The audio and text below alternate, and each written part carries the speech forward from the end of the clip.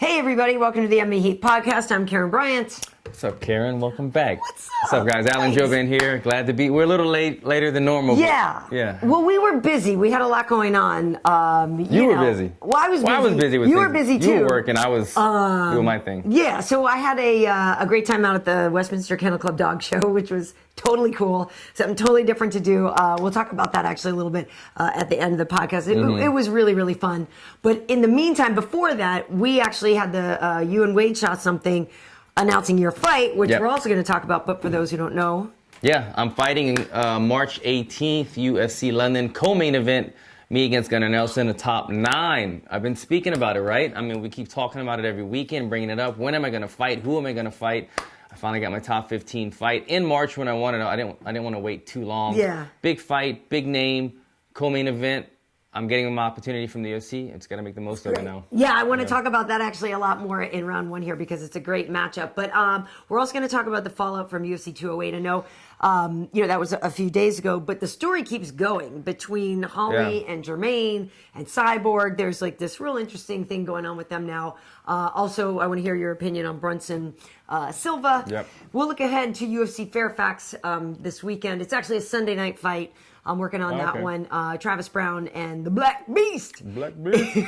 I'm following him. I'm following him on Instagram, Dude, man. Yeah. That's dangerous. Don't let Cage see that. Because, seriously, there's times when the little ones scroll through your phone, and if they come up against the Black Beast Instagram. Some of his stuff is kind of okay. I've been a fan of his, but I just started following him a couple weeks ago, so I haven't. It's next level. There was one I saw, and a lot of it is really funny. Yeah. And they pushed the envelope, let's just say, but then there was one, and I was like, all right, that but now and then, okay. a little too far. You kind of went over the line. It was really, really, really bad. And some of you probably know which one I'm talking about, where I was like, oh, don't need to see that. Yeah. All right, but anyway, here we are in round 1. So, yeah, let's talk about this. You're fighting Gunnar Nelson. As you said, we put this out there in the universe that you needed a top 10 opponent. It came back. You wanted top 15. You got top 10. Yeah. So how did this come together? Because the funny story, this is what was so funny. I texted you last Thursday or a while back, and I said, hey, Alan, because I was working on 208, I go, dude, Bilal has had 3 fights since you guys fought in July. I know you had hand surgery. I'm like, but bro, you got it. Come on. I know it's not your fault, but I was like, dude, I don't know if you realize. So then you're like, funny you should mention. And then we just got into it like that. But it was funny you should mention, because it must have been Thursday night. I got the call from the UFC Thursday night with the Gunnar fight, but it wasn't officialized yet. They were just throwing it out there, and I said yes right away. And then she kind of called me to check on that. She was like, man, Bilal's fighting again. This is like his 4th fight, since you guys have fought. And I was like, yeah. But by the way, so it sucks. We wanted to bring something up right away. We filmed a little piece on it a couple days later, but I had to wait to release it. With the UFC, as soon as you get the contract, or before you get the contract, they always say, hold off, because they want to be the ones to release it. So it was tough not being able to, for sure, say anything. I was excited about it. Well, I started to tweet, and if anybody had any clue, some people... I saw your tweet. Right, so I go, oh my God, I just heard about an amazing welterweight matchup. I wish I could tell you, but I can't, but stay tuned. It's going to be so good.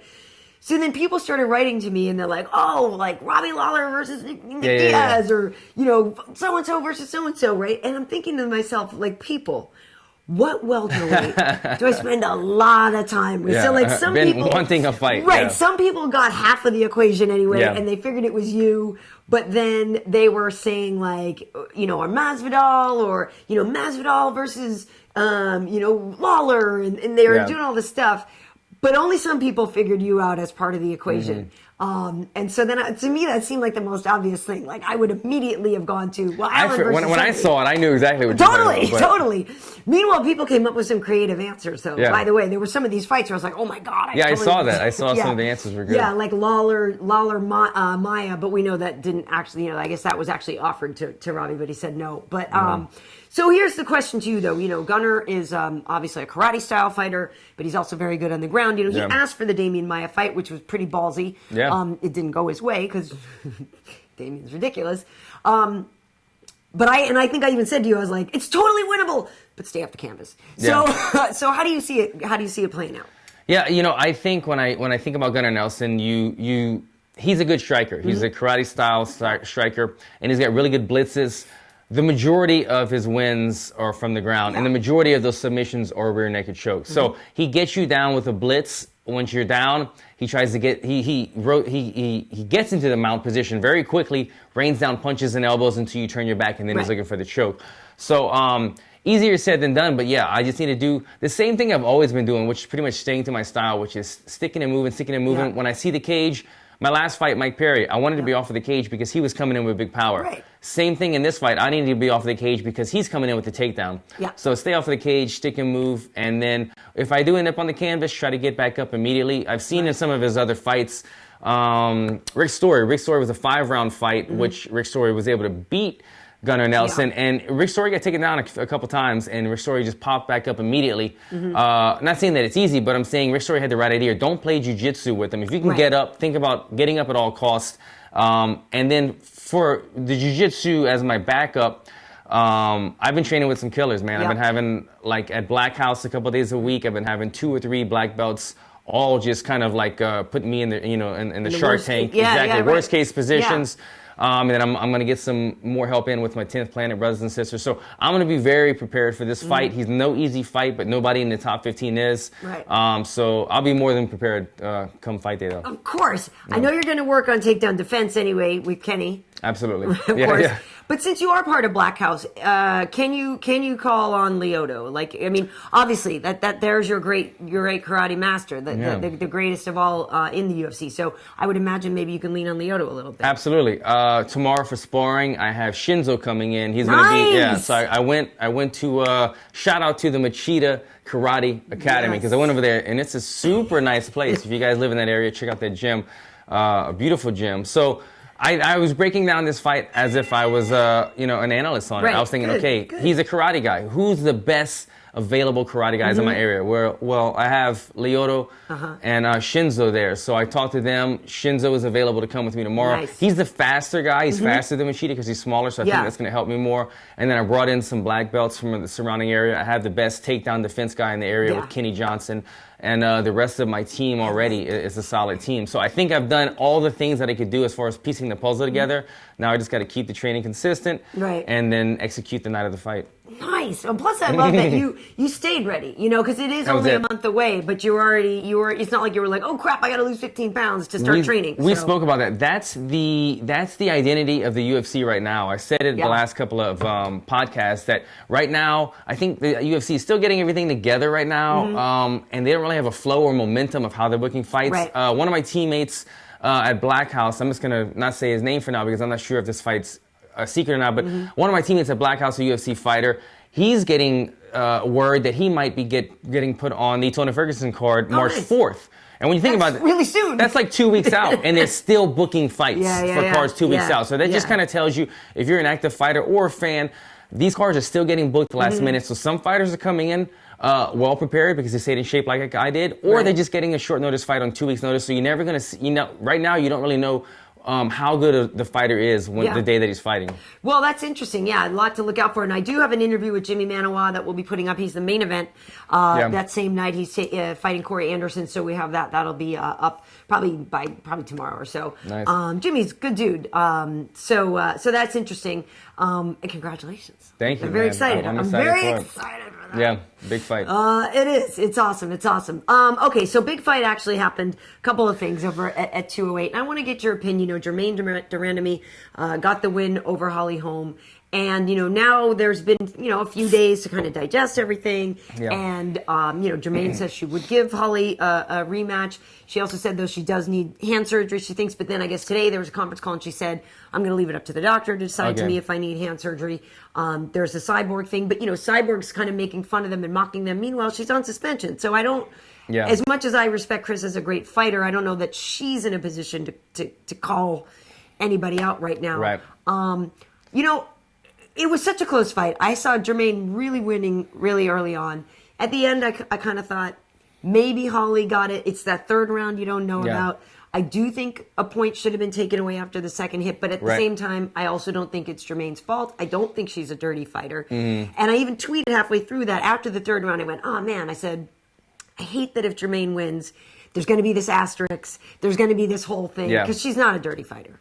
She's not. I don't believe she meant it. The funny thing about this fight card was, did you see the interview after with Dana White? Yeah. He was not pleased. No, he was not happy. I was on the air all. and we were like, let's go to Dana. And you can see him like he was not happy. I mean, he's coming off of, when you think of New York, he's coming off of 205, which is a huge success. Yeah. And there's been reports lately about the huge economic boost that New York received from that.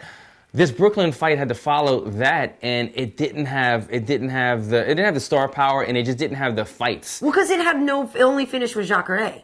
Yeah. That's why, because that was the only finish. Yeah. So that's why people kind of get like... A matter of fact, I think this was one of the first times he only awarded, 2 bonuses in this fight? I think he had what was Fight of the Night? Fight of the Night, Dustin Poirier. For Poirier, right. And Jacare got a performance bonus. And there was no other performance, I believe. That might be right. I'm trying. Yeah, because I only saw 3 people's faces. Well, I feel like somebody early on got one. I can't remember. Poirier and Miller. I saw Poirier. Well, yeah, they both got, right. Poirier and Miller's picture for the one Fight of the Night bonus, and then I saw Jacare. And so...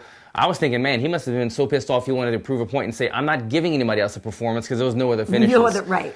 But the funny thing about the fight is, what I was getting at is, for being, in Dana's eyes, and, overall kind of a lackluster card, this fight is getting more talked about because of the controversial decisions.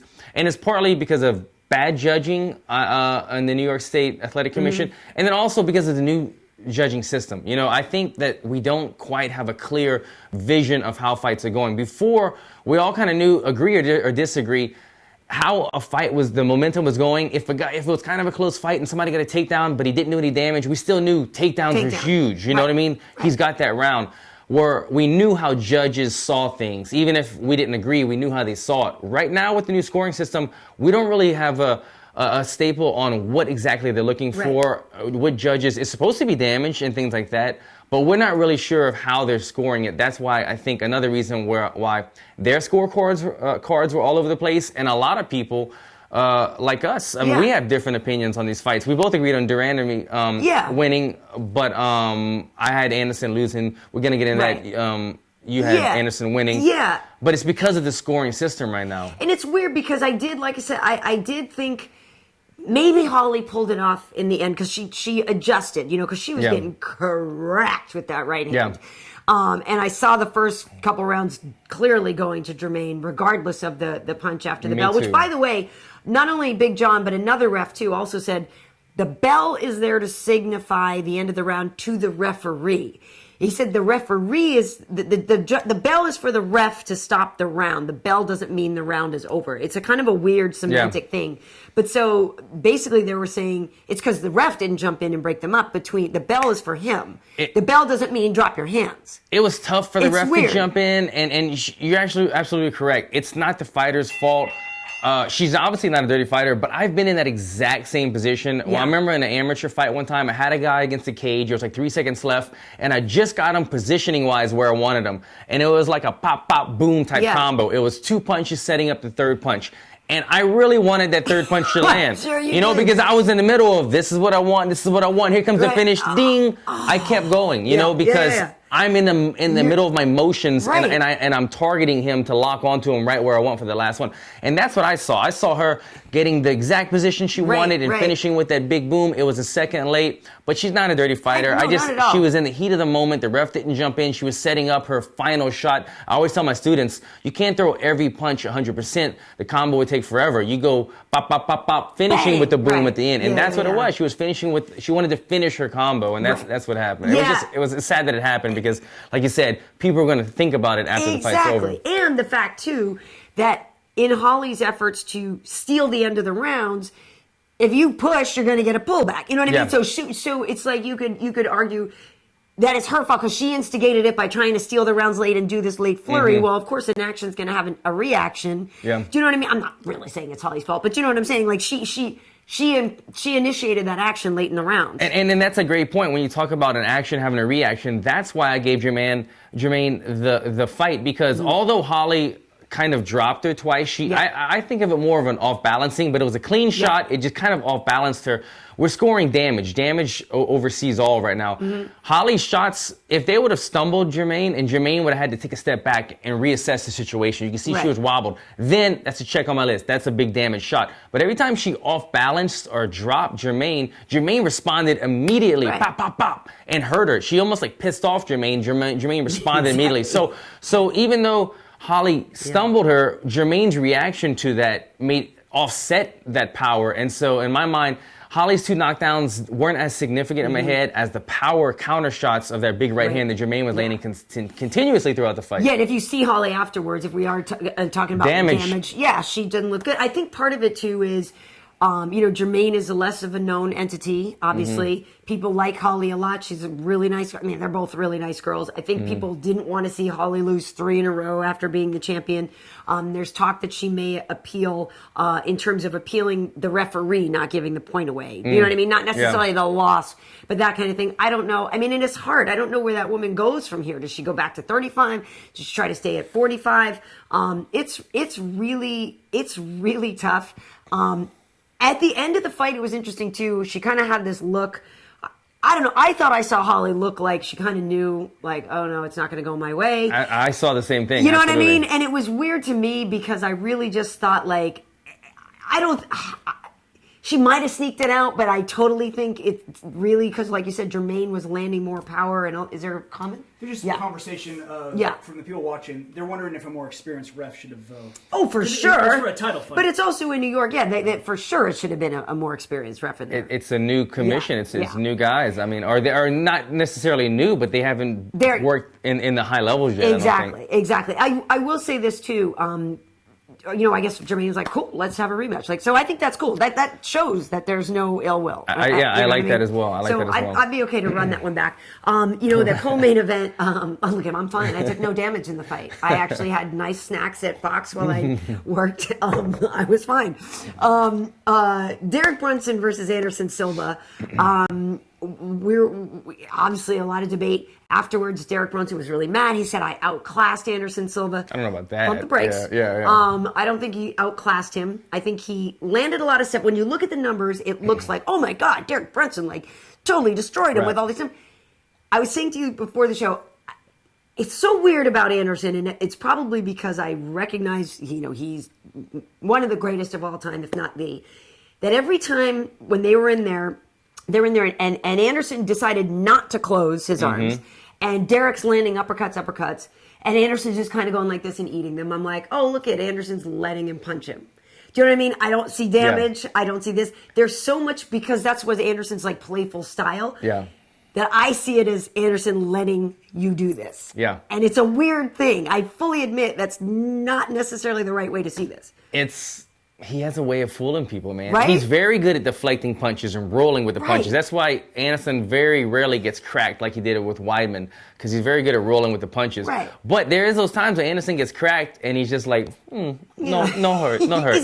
But he really got hurt. He's normal, But he's really getting hurt. That's just, he's so confident. He's been there so many times. So it's hard to really distinguish between, are those landing, are those hurting, or is Anderson being Anderson? But do you think Derrick beat him up? I don't think anyone got beat up in that fight, but I just thought, going from the traditional scoring system, who's landing the most, and then who's getting the takedowns, that Derrick Brunson won. But again, this is where the line gets a little blurry because this is new scoring system. I thought that Anderson did a great job of kind of leading the dance. I thought Anderson was somewhat the aggressor, and he had Derrick almost kind of having to shell up in a lot of times. And to me, that's kind of empowering. That's kind of body language wise. Anderson's like, no, your punches didn't hurt me. I have you shelling up. I'm winning. But then they would get in a clinch, and Brunson would land 5 or 10 power shots and then finish around with a takedown. So I'm like, man, even though Anderson showed this beautiful martial arts, and he would kind of have the body language winning, and he landed some good kicks and knees and body shots. Yeah, for sure. And Brunson still did the damage in the clinch and still finished around with a takedown. That's why I was still giving it to Brunson in those fights. Yeah, well, and I do feel bad. Derrick said something to the effect of, I'm not going to sit there and keep complaining about it anymore or whatever. But he said, I'm more concerned if, I'll get another fight booked, because that's 2 in a row, because he lost to Robert Whittaker, and now he's lost to Anderson. But I I would like to believe that won't impact him getting booked again because he's exciting to watch. Yeah. And because it was such a closely contested fight, that I if I'm Mick Maynard and Sean Shelby, I'm still booking Derrick Brunson. You know Absolutely. what I mean? Like, for sure. It was Anderson Silva, the GOAT. Yeah. He's older, but it's still Anderson Silva. It was a closely disputed fight, and I think Dana White even came out and said that he thought Derrick won. I think he'll be okay. I don't think it'll affect him. It's funny, during this fight, I remember the fight was over, and I thought in my mind, at least in my mind, I haven't watched any of these fights twice, by the way, so everything I'm saying, I could change my mind if I watch it again. Moment, right. But in the moment, my gut was telling me, Anderson definitely lost that fight. If it wasn't 2-1, it was 3. I had Brunson winning clearly, especially by the body language. Anderson Silva raised his hand, raised Brunson's hand in the fight. So anyway, I thought everybody knew that Anderson won. So I tweeted something saying the subtle things that not everybody's seeing is what I appreciate about Anderson. How his creativity is kind of what's so beautiful. Because I was seeing those subtle things where he was using the body language and rolling with the punches, and he was switching from like Wing Chun defense to capoeira and to all. I'm looking at him like switch martial arts in the middle of the fight, and I was like, this is what I love about him. Even though he lost, I love watching this. This is why he's so masterful. So when he won, it's almost like I had to use what I was saying about him and like go against that. I was like, but those things aren't enough to win the fight. But I just appreciate him. So like, it almost made me eat my words. It was a weird moment. But I love watching him fight, win or lose. I did think he was going to retire. Yeah. That was a weird speech. If he would have lost. I mean, do you think? I don't know. I thought at that speech he gave, I thought he was about to retire. Yeah, I mean, he was just saying how happy he was. But I'm just trying to think if he gave that speech on the losing end, would he still? I mean, we will find out in the next fight, I guess so. But as we are now in round 4, we want to preview a little bit about this upcoming weekend. UFC Halifax, Travis Browne versus the Black Beast, Derrick Lewis. I see Travis winning this fight because I feel like Derrick is still not as skilled enough. Like I feel like Travis is more skilled. Travis certainly has better experience. Although Derrick, after that last fight where he was just really critical of his own performance, I think he's going to come out and try to work a lot harder and be a better fighter. Obviously, he's extremely powerful and everything. But I feel like if Travis Browne can beat Overeem, do you know what I mean? And that fight with Arlovsky was bananas. Yeah. I know he lost to Verdum. I don't know. I still feel like Travis's skill set should make him win this fight. He probably does have a higher skill set, technically. Here's where I'm at. On the way here, I was on the same ship as you. Right. I was thinking, you know what? Travis Browne is the rangier fighter. Yeah. He's beaten high-level strikers. He's probably the more technical fighter. He's been on a skid. This could be kind of his coming out party. Right. He's not going to get taken down, really, or anything like that. But then I started thinking, you know what? Travis Browne, rumored to have switched camps, mixed things up, came over to Black House. Let me tell you something. I haven't seen Travis Browne's 6'8" ass at Black House. You would notice. Yeah, I would have noticed him. He's not there. He's not training with me.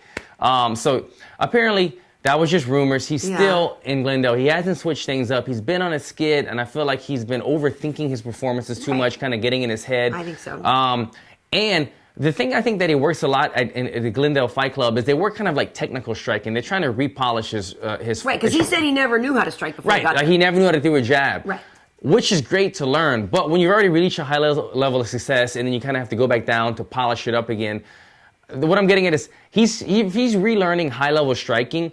High-level striking works really well against other high-level strikers because then you're seeing the normal patterns of a high-level striker. Right. Derrick Brunson, not saying he's not high-level, but he's not going to sit there and pity-pat with you. He runs forward with his 265-pound body and tries to hit you with a clobber hook and then put you in a cage and then hit you. Like, you know what I mean? So it's hard to kind of use some of the technical nuances that he might be learning against a big-bodied guy like Black Beast, who's just trying to knock you down, get on top of you, and drop hammer fists. So with that said, him not switching camps, him staying in the same camp, I'm going with Black Beast on this one, baby. All right, but I think the athleticism that Travis possesses too, exactly. Like the Black Beast doesn't do anything in a hurry and secretly that you don't see coming. Do you know what I mean? Like, so I feel like Travis is going to be fit enough and have more cage awareness and get out of the freaking way. If Travis Browne uses his length and athleticism, I see him winning over Travis Browne. If he's trying to sit there and overthink and be too technical against a raging bull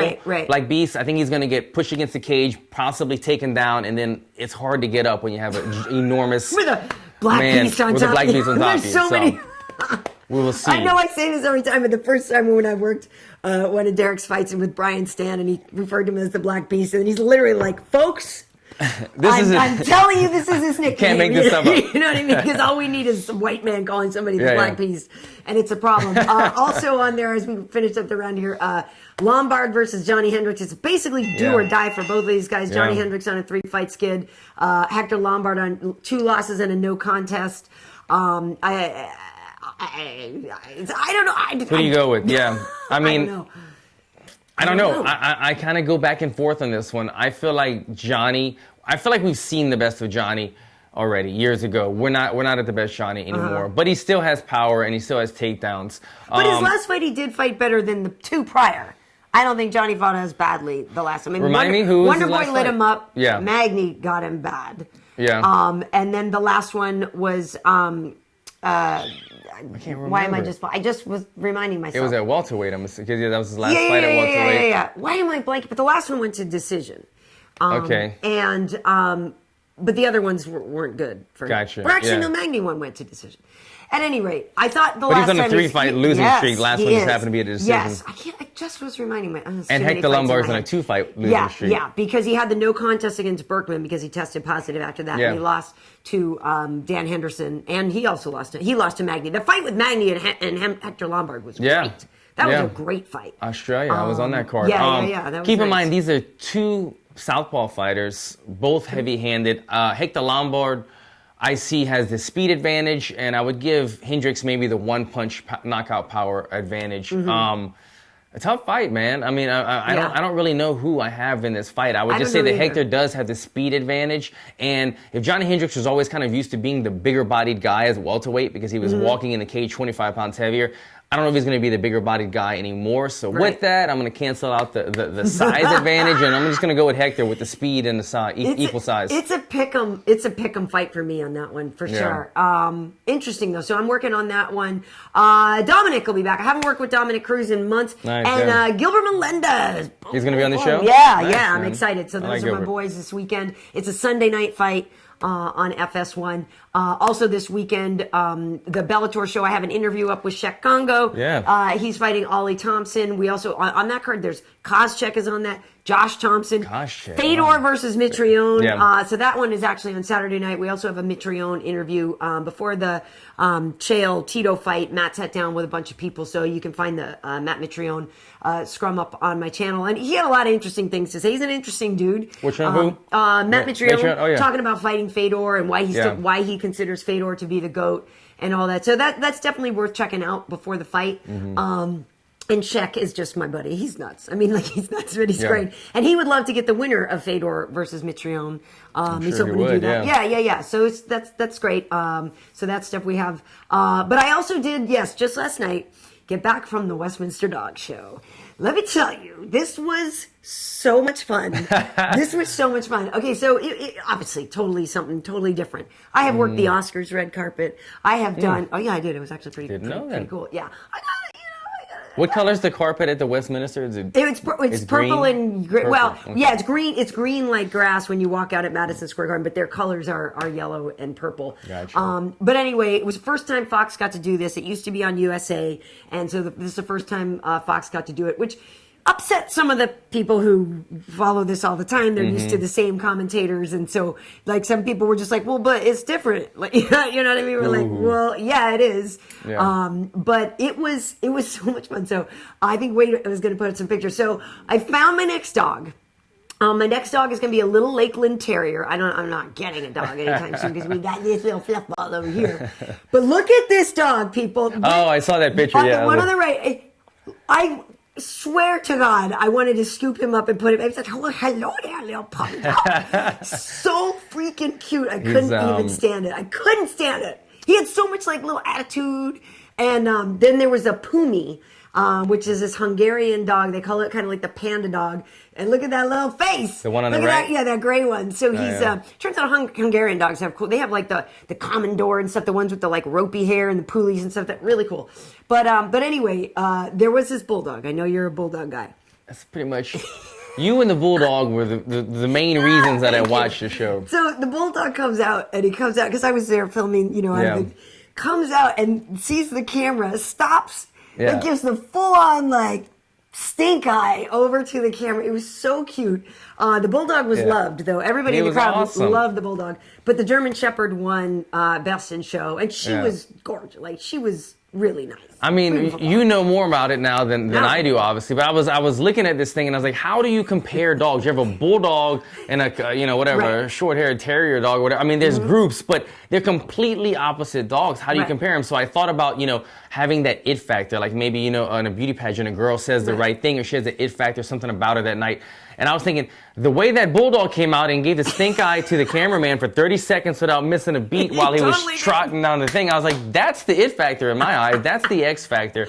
I think the bulldog got robbed. We need to get better judging in New York. That's weird. New York, man, they missed it again, man. That's what I'm saying. I'm joking. I'm like, he totally had control of the ring, right? Yeah. Like when they run. So at the end, the German Shepherd who won. So there was this. When you talk about that, like they say that like they asked for it. So that's the terms that they say. So sometimes the dog, they're all champions, obviously. Like, and earlier in the day, they competed against, like, let's say 40 German Shepherds to get to be the one shepherd to go to the herding group. Gotcha. Or maybe there was 40 bulldogs and da-da-da. So there's an amazing amount of talent. The best of all of, For sure. The best of the best. So when it came to Best in Show, and the interesting thing is the judge who does Best in Show, he doesn't get to watch the show at all. So he has nothing, he has no idea what's happening. So he's literally standing out there and they're like, welcome the shepherd. And it comes out. So then the judge for the first time is like, oh shit, there's a German Shepherd. Yeah. And then there's like, oh wow, look, there's a miniature poodle. So he sees him for the first time.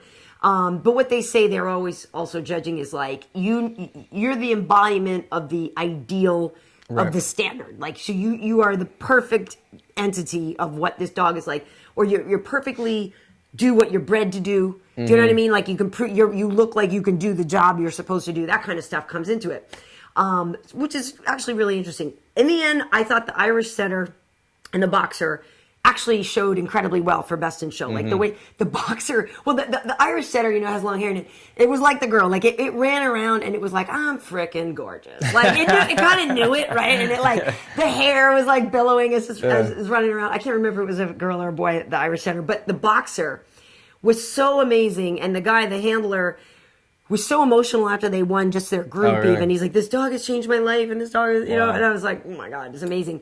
But the boxer, the way the boxer ran around and people went, and then at the end when you stop and they pose for the judge, it was like an FU pose. What are the boxers bred for? They're working dogs. Working dogs. But the way he posed at the end, he went, bam! And like the line of the dog, like, and everybody went nuts because it was gorgeous, right? I love that the bulldog is in a non-sporting group. It's almost like, why don't you just call them fat and lazy dogs? It's like, totally. They don't do much. Well, you saw that Pekingese, that fluff ball that went for that. But so the funniest thing, and we'll wrap this up, but the interesting thing, obviously, when you do a dog show is male dogs are dogs, female dogs are bitches. Oh, they recognize that on the show. Oh, yeah, no, so that's the whole thing. This bitch. Well, that's what happened, right? So rumor is a bitch. And we had this meetings before, and we're like, what happens when, I'm so conditioned to not swear on the air, and whatever. Obviously, in context, bitch is correct. Yeah. But still, we're like, and they were saying it. So we're really hesitant to say it, right? So literally, the elk hound wins, and there's like this just lovely like elk grandma like handler, this Norwegian elk hound who's like never won the group or whatever. And I asked the judge, like, what do you see? And she basically goes, well, this bitch right here. Like, she goes, this bitch knew how to show up today. And I'm used to my face. I'm like, okay. She didn't miss a beat on it. No, and it's classic. You're like, that's funny, man. It's right here, right? And and it was hilarious. And the dog was like freaking out at the camera, kind of like how the bulldog is yapping. So, oh my God, it was so classic. So, I want to make it like my ringtone or something like that. Or maybe Wade and use it when I call him this bitch right here. But anyway, it was classic because all of us at work afterwards. That's what it says when you call Wade on this one. My brother before, and now it's his ex-wife. He used to have the Death Star music playing. Oh my God! Don't answer that. Anyway, it was amazing. For all of you haters who were mad that USA doesn't have it, I'm sorry. Get used to it. I'm not going to say we didn't make some errors. It was the first time doing it. But I can tell you from us, all of us at Fox, we had nothing but love for this assignment. And we're so happy to do it. And I hope I get to go back next year. But it was crazy because I'm at Madison Square Garden and I'm like, the last time I was here. Yeah. Do you know what I mean? It was amazing, for the fights, a little bit different. So fun. Different environment, but so fun. It was fun to watch. Yes. All right, so Alan, you've already done a lot of your medicals and stuff for your fight. Like we said, it's less than a month away, right? So how hard you're going hardcore right now? Training hard right now. So just dialing everything in. Speaking of medicals, my phone is blowing up because no caller ID. You know what that means? No caller ID. When they call, that means USADA. So USADA actually tracked me down. They're probably outside the window right here. They might be outside. Chug that. Yeah, I need to drink some more water. I need to get my test done. USADA tracked me down today, so I got to get my testing in because the fight's a month out now. So they're probably tracking Gunnar down as well. Can we film it? Can we film? Over the shoulder from behind. Wade, you got that job. Yeah.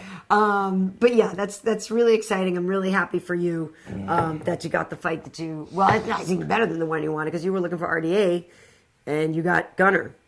Got better. That's it, man. I mean, RDA, I liked him because he was the draw. He was the name. He was an ex-champion. But I didn't even think about Gunnar, to be honest. And it makes perfect sense. I was kind of not even thinking about London because I was like, London's far away. They're probably going to want a local. Mm-hmm. And I was thinking British. Right. I wasn't really thinking Gunnar. He's ranked number 9. He's out there in Europe or whatever. Yep. So, yeah, man, the stars align. It's a big opportunity. I'm going to make it happen. I'm going to crack the top 10 and then be a couple fights away from fighting your boy Woodley.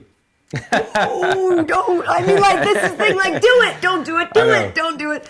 Last thing I wanted to tell. Well, plus, you should go early because your agent is over there anyway. You could I want you to go early and get acclimated because that's a long trip for you. Yeah. 10-hour flight and then 8 hours. 8 hours ahead, I believe. Yeah, so go early. Yeah. Go early. They've already seen him in the subway. Oh, nice. Well, that's what I was going to say is, obviously I was at Madison Square Garden. Well, Macy's is right down the block. Yeah. So on the 7th Avenue side of Macy's, they have a big video screen. Mm-hmm. And I'm there and we're in the car after we're leaving.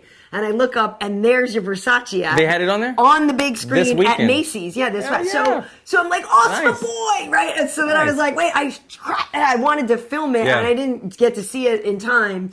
But it was awesome because you were up there just bam, bam. And it's great. It's still running. And I was really bummed because then another time when I was over there, I was trying to see it, but I wasn't able to catch it again. I was going to try to film it for you. Good job, Versace. Keep putting those advertising dollars out there. Keep 10 years. I think this thing should go for 10 years. I think it should run forever and ever. And then maybe just you and Gigi should do another ad. Exactly. Yeah. Because Gigi's doing Reebok ads now. Did you see that? Gigi does everything. I mean, Gigi does.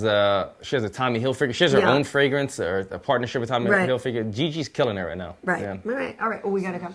Oh yeah. And you guys, Wade filmed this your seminar. You in Kukui? Yeah. Me and Tony Ferguson did the Paradise Warrior retreat last Saturday in Northridge. It was actually a really good turnout, man. A lot of press. MMA Heat was there filming. And it was a good turnout. 2 days before the event, we had 7 people signed up, and we were really worried. We get there, and there's 35 people there. Yeah. They even had people pay the spectators fee where they don't get to train, but they just want to be there to watch and get pictures and autographs. So It was a great turnout, man. We were real happy. A lot of kids, a lot of up-and-coming guys training, like fighters, people that train on the norm. So we were real happy with it, man. I'm glad that it was a good turnout again because we might be doing another one. Not confirmed yet, but Valentina Shevchenko is thinking about coming to LA in about a month, and so me and her might do another one. If it's too close to my fight, I might not do it. She might do it alone, but yeah, possibly me and Valentina doing another Paradise Warrior retreat in a couple weeks. Can I take that one? Technique footage on MMA.help. MMA.help. It'll have the technique footage there. So, and we also have the video up of you and Tony training before Tony obviously is fighting. Yeah. Nurmagomedov. So we have the footage up of you guys training like ninjas Unbreakable, together. yeah. Yep.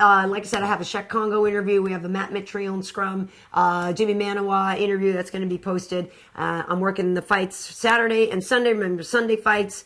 And I think one of my UFC Nows might be coming out later this week. Oh, yeah. I think so. So we'll see. We got that going on. Pass. We got that going on. All right, so we're on Fight. Only on Fight Pass, baby. So before you go and pee in a cup, remind everybody where they can find you. Same thing, guys. Alan Jouban, at Alan Jouban, all social media. And, I'm trying to think of anything else coming out soon. I feel like I'm missing something, but check out the podcast. And I'll let you know any upcoming news after that. Yeah, okay, cool. On Twitter, I'm Karyn Bryant. On YouTube, Karyn Bryant. We also have MMA Heat, both those places. On Instagram, I'm KB Heat, if you missed any of my cute puppy pictures from the other day. So, cool. So, that's it for now. I guess we'll see you next time. Good stuff, guys. Take care.